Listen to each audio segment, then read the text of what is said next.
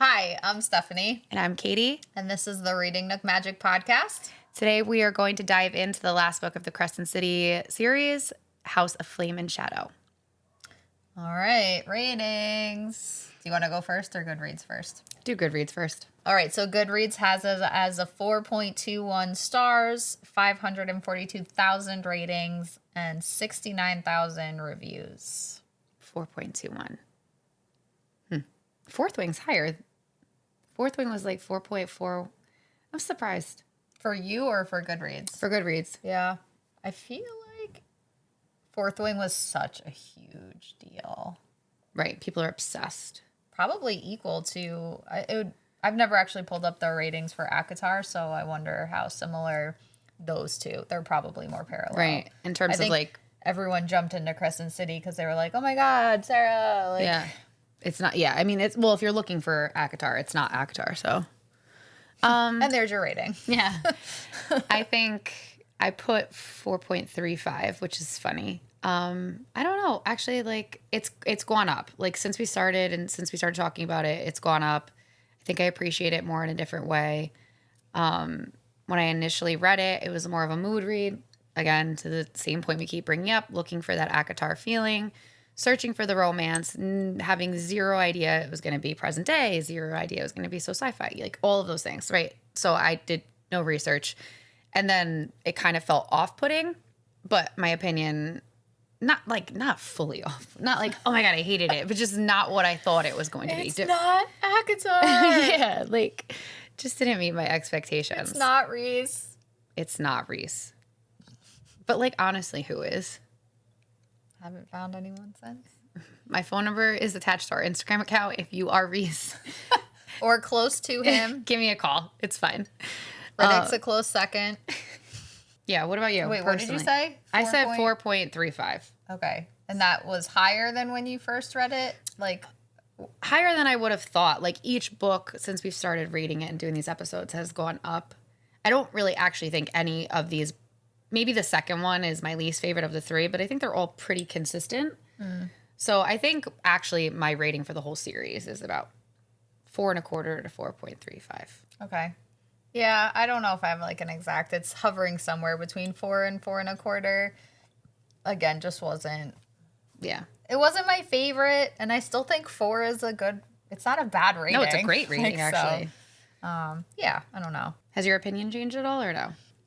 It's morphed, right? Like things I didn't like, and now that I can appreciate, and I think I wanted to love Hunt so much, but like the reality is I don't. You know, the more we dissect it, yes, things, my feelings, my opinions have changed, they've morphed, but I don't know that my actual feeling of the book overall has. Like I don't know, like I don't want to do a reread kind of thing. Oh yeah.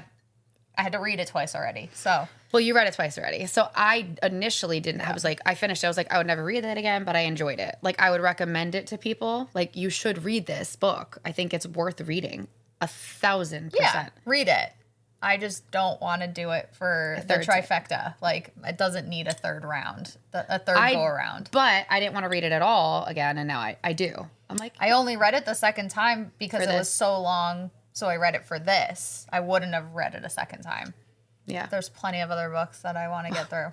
There's plenty of other books. Oh, boy. My opinion, again, has morphed. It's got my enjoyment of it, I feel like, has increased, but also, like, my opinion of it. Because, again, I was searching for that romance. I was searching for those feelings and found other things. So, like, my appreciation of that, like, romance taking the backseat, and we joked around, it was, like, initially, like, annoying to me. I was pissed. But then kind of just, like, you know, branching out into, like, more sci-fi stuff. Yeah. It was fun.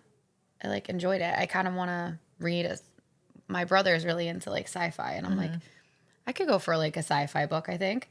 Yeah. And we have somebody we know, too, that started dabbling and listening to the podcast. And that's his genre, too, is sci-fi. And he gave some recommendations. I wish I could remember offhand, but I added it to my Goodreads. He's like, it's one of those, like, you need to read in your lifetime books. Like, so I added to it. It's a whole series, but he's like, the first one is really the one you should read. So it'd be interesting to get just a sci-fi, yeah, you know, and not a romantasy, like all of these extra components. Which this may be more debatably sci-fi than romantasy, honestly. Like it's really, it's not the, it's really like it is and it isn't. Yeah, actually, no. Yeah, it's really not. But it's written by a romantasy author, so like obviously. We like pigeonholed her into we being shouldn't. Like, I should not. But notably, an author in that specific genre. So, yeah. What scares me about it though is that like I know sci-fi plots are so complex, and that's the part that I don't know if I am just incapable of comprehending complex plot lines, or if I was just searching for romance in this book, so I missed a lot of it. Because like as I said, as we were prepping for this, I was like, the submersibles, the intergalactic travel, all of the like sci-fi elements kind of like I have a wisp of a memory about it. I didn't really fully understand it, so I'm a little scared that like maybe I'm not smart enough for sci-fi. Okay, you yell at me every time I say something like that I'm not smart enough. You're not allowed to do it either because you're like way smarter than me. That just really just happened. However, like my opinion on it is that like, yes, I battle with like, I don't know that I'm smart enough to like, there's so many parts about this book that I'm like, what? Wait, yeah, I don't know. Like I didn't follow all of the things or could probably read it a few more times and still be like, oh, that, whatever. Anyways. Right. Discover new stuff. I also just don't know if my brain can allow the complete, like shut off of reality. Like I love shutting out reality to read, but it never fully happens to be fully immersed in the book to be able to remember all the little things. And I think with sci-fi, those really complex storylines, I'm just not so immersed that I'm remembering everything I need to remember for it to make sense and to fully immerse myself into that like alternative reality. So I don't know if it's just like being busy and nonstop or whatever, and never having that release of reality. I don't know. Maybe. I feel like I'm an overthinker in general, right? Like just that's my personality. So I'm like getting stressed out just talking about it. So like that's like a me problem. Like, because I'm like, oh, I want to understand it. I want to know what's going on. I want to figure it out. Like with I don't know. We should just give it a try. I just hope I'm smart enough to like speak intelligently about it. Let's try that book. I wish I had it handy. And I think the Red Rise, is that one? No, that's not sci-fi. The Red Rising one my brother recommended. I don't know what genre that is, but actually I think it's kind of in these worlds because I've seen it in the I'm surprised he read it. And then there was one he read about, I'm not even going to try to, it was like about aliens and like the sun race or something. It actually sounded super, super interesting. But again, my brother is the kind of kid that like can read all of the Lord of the Rings books and remember every single character and every single plot line and every single history and where they come from. And I think I'm more of a mood reader. Oh, Ender's Game. That sounds kind of familiar, actually. Probably for my brother. The Ender Saga. Orson Scott Card. Well, maybe after October. Yeah. After our millions of books. Ender's Game. That's what he said. Like, oh yeah, because it has almost has 1.4 million ratings. Oh shit. Yeah. Yeah. It's a big deal. So I feel like we should read that. It came so highly recommended. Oh. I mean, one book, if someone says to you, this is the one book you should read, if you never read another book ever again, you should probably read the book. Yeah. I mean, that's why we're in it. Like, I want to read. I want all the book recommendations. I want to read all of these books. Every last one. Spend our life reading. I'm here for that.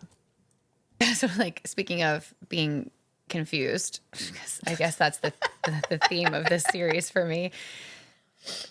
All of the multi-POV kind of gave me whiplash a little bit. It's ironic. So I kind of wrote this in my notes. It's ironic because when I finish a book, and I'm going to bring up Twilight again because I was a big Twihard fan. And Twihard? I don't know. But, is that what they call it? I don't know. I used to call myself that. Twihard. Die Hard. But I remember the whole series came out, and then it was leaked that Stephanie Meyer had started a draft of Midnight Sun, which was Twilight told from Edward's perspective. And I went bonkers. I scoured the internet when it was still you know, like found it and reread it 3 times. It was like the first, I don't even know, 10 chapters or something. And I just kept rereading it. It was a first draft and she was so upset and I feel bad. Like I probably shouldn't have supported that, but I was young. And, like I did it. Now I feel guilty. I'm sorry, Stephanie Meyer. She was so upset that someone leaked the draft that she was like, I'm not writing the book anymore. Oh, really? Yeah. Oh. And then she ended up writing it, and it's awesome. And I was obsessed with Edward, and I was so excited to hear his thoughts about the whole thing. And it's ironic because I'm a hypocrite because I loved that. And when I finish a story and I don't get that, I'm like, I wonder what they were thinking. Mm-hmm. Oh, I do think about the other POV. However, it confused me a little bit in this. I feel like it jumped so much back and forth that I was like, what's happening?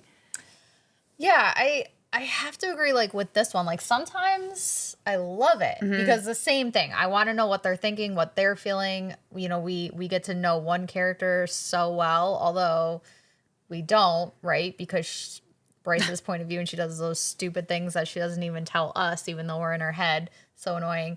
Anyways, not letting that go. Never. But there are characters and moments where I do have the same thing. This one and like another book recently, I just don't know if I'm that fully immersed in the story because I'll read and not look at the chapter title or look at the person's you won't even know whose POV is. I jump right over it, glaze over it, and then I start reading and I'm like, this doesn't make any sense. Oh, that's because it's somebody else's perspective. Like, I'm not catching it, where I feel like I've read, like, word for word every little thing, love the chapters. Like, I love what the titles are, all of it. Right. And I wasn't catching it in this book. So. Well, honestly, at the end of Fourth Wing, that started to happen. Oh, yeah. The very end of Onyx Storm. And I was like, I forgot about that. Yeah. It kind of made me feel the same way. I didn't need to know. But because it was also repetitive. Like, it was going...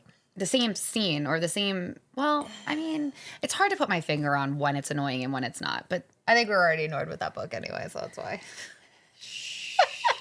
Don't tell anyone. I think we announced it already. Did we?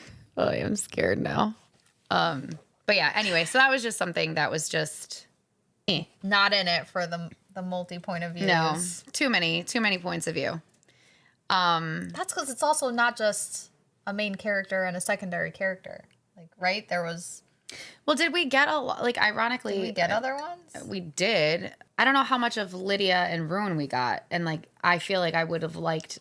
Again, that's just because I'm invested. So I guess that's what it is. It's like when you're really, really invested in the characters... Yeah. Then it's appreciated. You know, but maybe some people really are.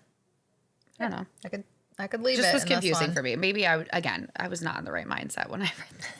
Again, I was just looking for Ween. Anyway, it's the truth. I can own it. Okay, so she just said Wiener. The crossover. Did you know about it before you started reading it? I don't think so. So were you surprised and like pumped and excited? I think I was just like, There they are. Oh, that's happening. Okay. I don't know how I feel about it. Then I started to get excited because maybe ACOTAR. It's ACOTAR. That's what it was. Right? Like, I was excited. I thought I was going to get more of like them. And that doesn't really make sense because why would you get more of them? It's not, they're just enhancing and like on the outskirts of this story. Yeah. So then like the pessimist in me was like, right, we're in book 3 now. And this is how the book is starting out. Why are you pulling in these characters now? Like, why is this becoming a thing? Why are we getting tastes of ACOTAR? I started like dissecting it in that capacity. Like, are you the purpose? Are you trying to boost? You know? Like, you're so funny. Like, why? Yeah. Like, it just my brain was like, this feels weird and forced and whatever. And I don't know. I didn't love it because I think just because I didn't love just didn't love the story. And then you're pulling in the reason why I was even reading the story. Right. And I don't know.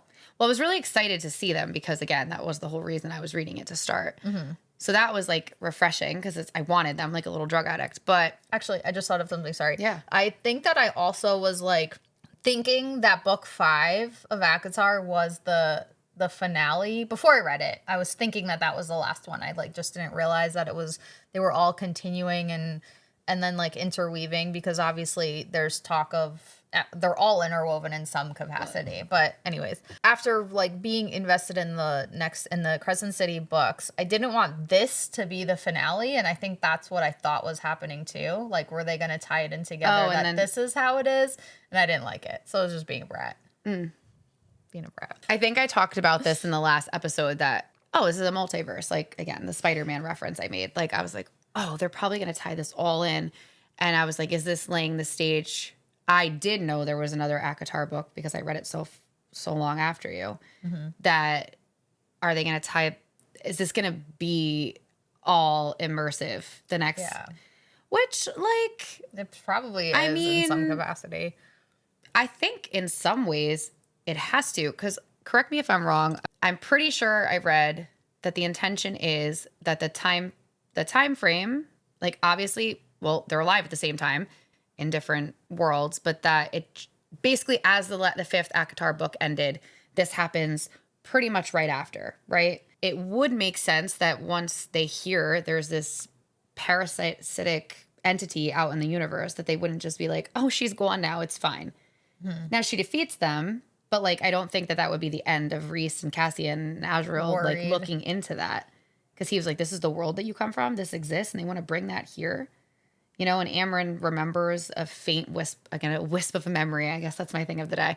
So yeah, I just wonder, like, I mean, they're going to reference it. They have to reference it. It's, I mean, how could you not? To actually see it from their perspective, like in that world during the time. Because like there is like moment, like we see Nesta again in the end when her parents come back into the world and stuff like that. So it's like they're going to know, they know that it was solved. Yeah. But I just wonder, I actually think I might be right that it is somehow going to be even more connected. But maybe I'm wrong. I don't know. You have to read Throne of Glass, right?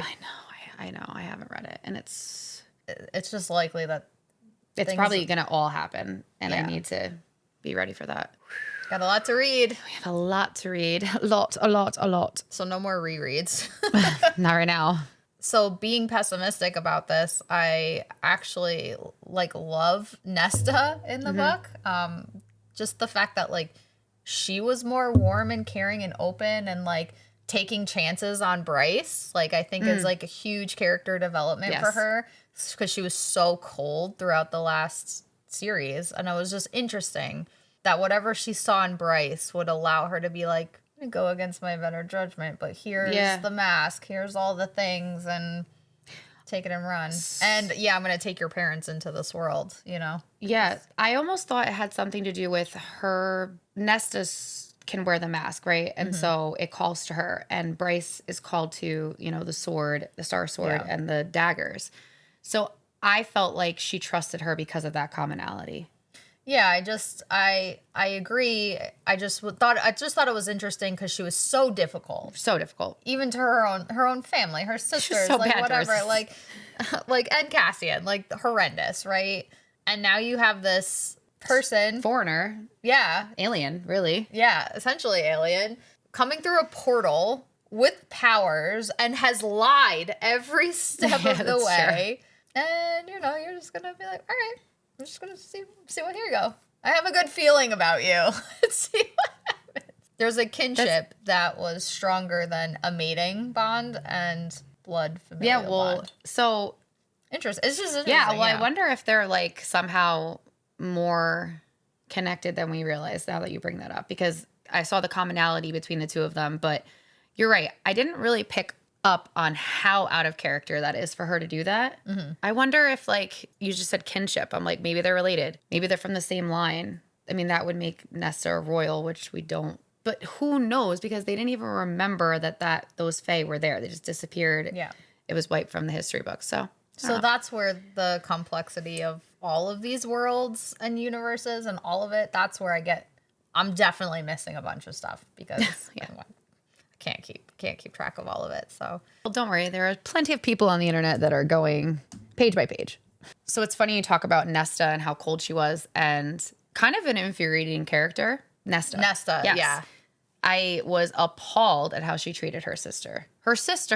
I know we're definitely crossing over here, but I have to say it. She started it. Yeah, you started it, Sarah. Her sister literally freaking hunted for them and kept them alive, and she treated her like shit. And like, Yeah. I can't get past that still now.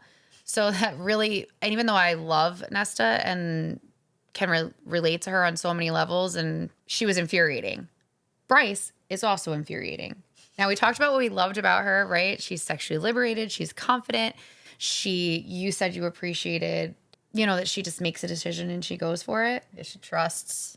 The caveat to that is I feel like her impulsivity, and this is also me being a bit of a hypocrite because I'm pretty impulsive, and maybe that's why I don't like it. This was all impulse. This was an impulse buy. This. Everything. Impulse buy. Ding, ding, ding. And here we are. So it's not, okay, so it's not always a bad thing.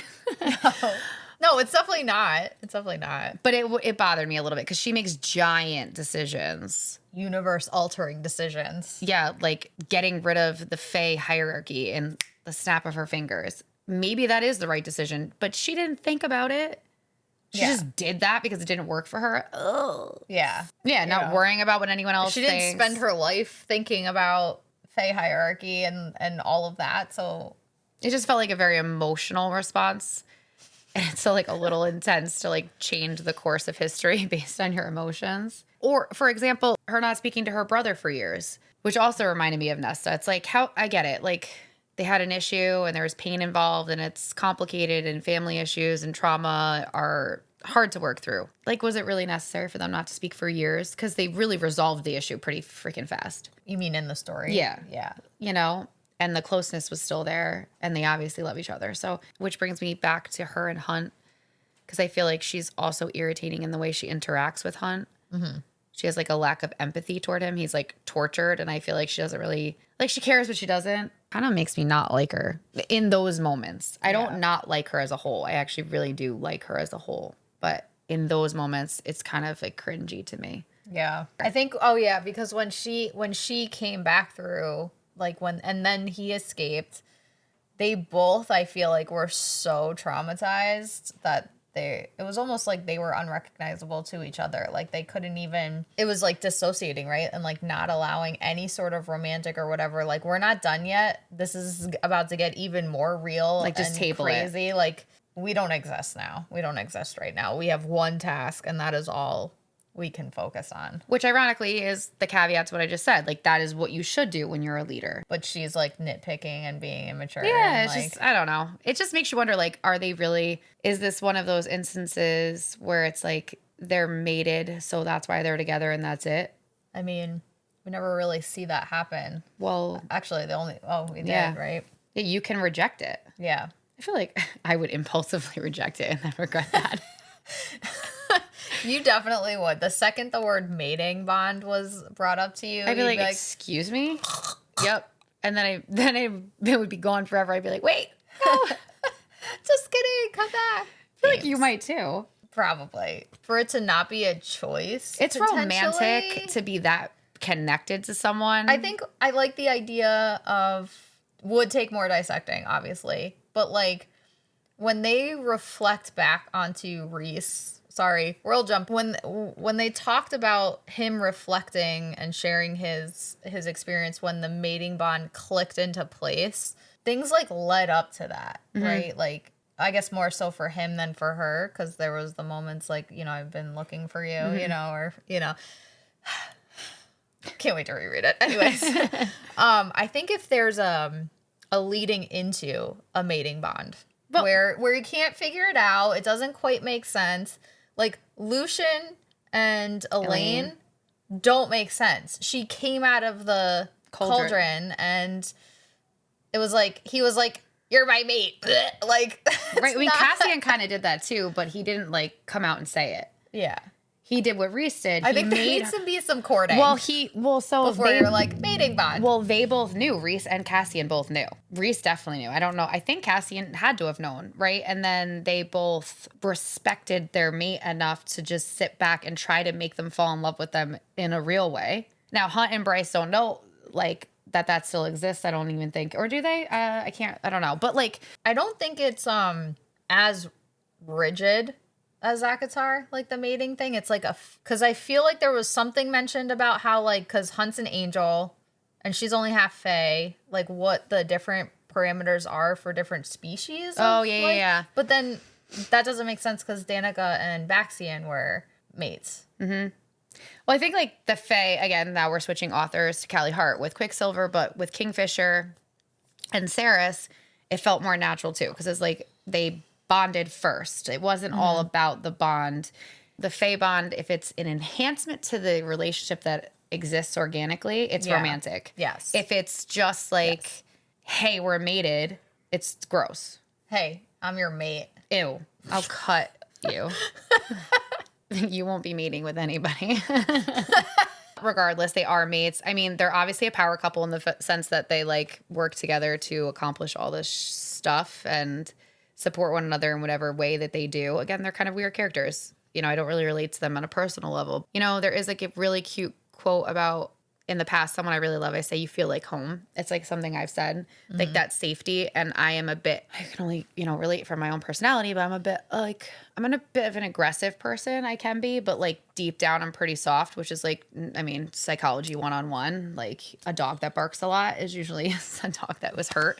So, and yes, I'm referring myself as a dog, but you know, it's like that home feeling, that feeling safe. That's something that feels really good, and that you're home with someone who is so dangerous. Like he is incredible warrior. Yeah. But anyway, so she says home. He was home. Home wasn't a place or a thing, but him. Wherever Hunt was, that was where home was. She'd find him across galaxies if need be. It was nice, but inconsistent. Yeah, there were moments of it feeling like that, and then inconsistent. I don't know. Ping pong, ping pong. Yeah.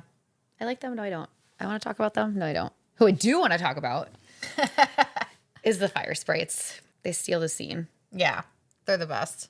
I don't really have any details about that, but I'm just, they should do like a whole series about the history of fire sprites. I would read it. I felt like, yeah, I felt that I would love to know more, had a little bit more background on them than just the little bits they were touched on. Yeah, I enjoyed them. They were good additives. To yeah, they're sassy and powerful. So powerful and an underdog, right? Because they're tiny and you like underestimate them and their importance, but they are. And their integrity, like whole solid characters, like amazing. Mm-hmm. Love them. Love, love, love, love, love. Emotionally, any standout side characters?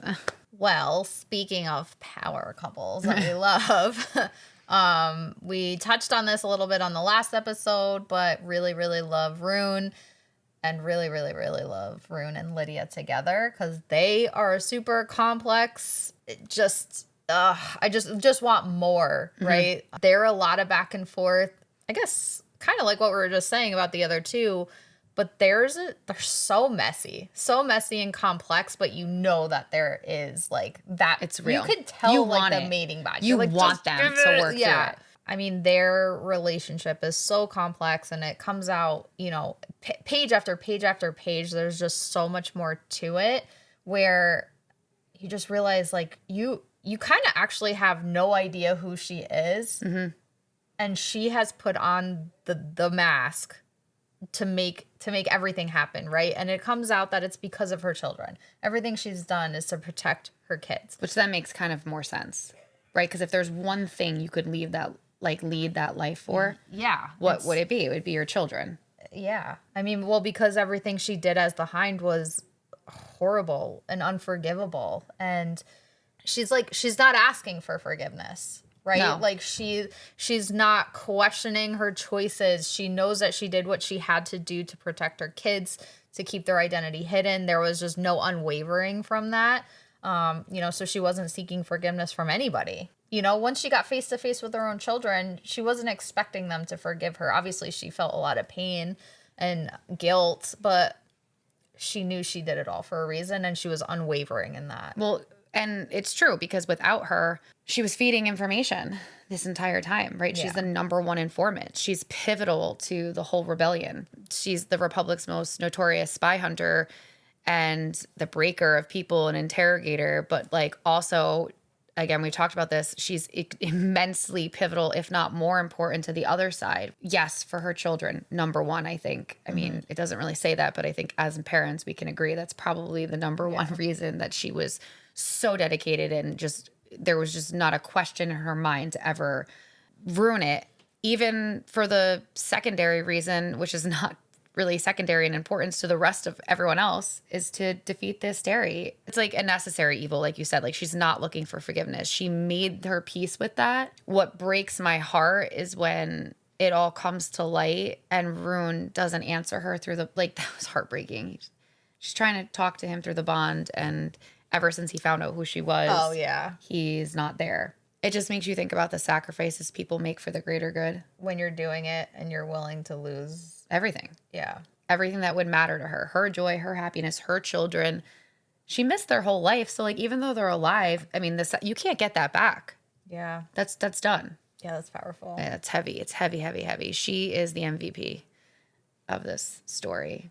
Agreed. And I loved how they were just willing to make the hard choices for each other. She made a lot of really hard choices for Rune. She risked exposing herself. And then also, like, he was equally willing to do the same things. Like, he was not willing to let her die when she was trying to get her kids back from Pollux. Like, he knew that he was attempting something unforgivable to save her life, and he was going to get her kids back for her. Like, they were just unwavering in their love and protection for each other in the end. That was just like, okay, that mating bond makes sense. Yeah, it does. It feels good. That one feels good. Cheering them on. So I might reread it, might not have a really long TBR, but overall, definitely recommend the story. Obviously, if you've listened to all 3 episodes, you've probably already read it, but if you haven't, you definitely should.